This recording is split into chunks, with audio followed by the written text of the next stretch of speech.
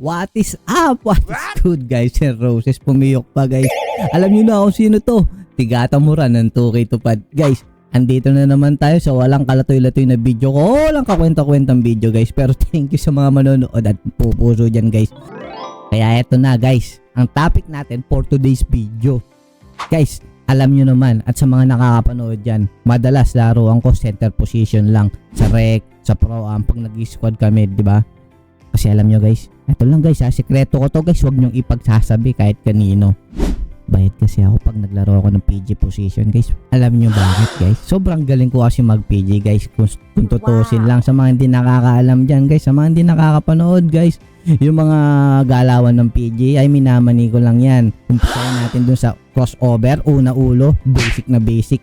Tapos behind the head dribble ka. Ay! Kasama mo pa ng hesitation with air fryer. Saka yung pure crab face guys. Napakasarap niyan guys. Meron pa akong step front guys.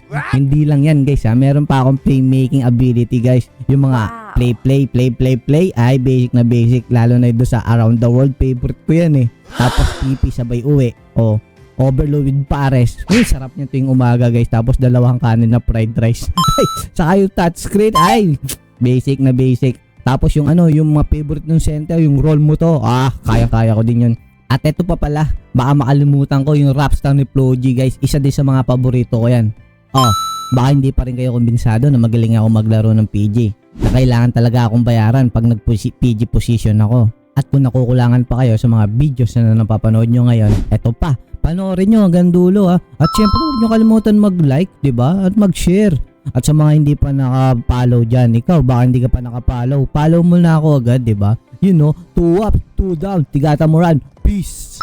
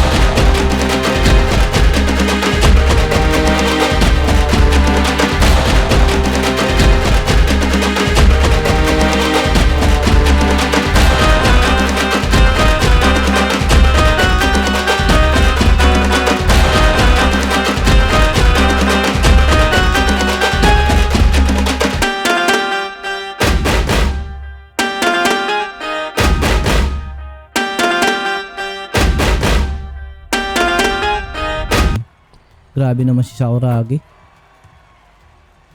Open na open siya dun take flight ako Philippine Airlines. Philippine Airlines, take over.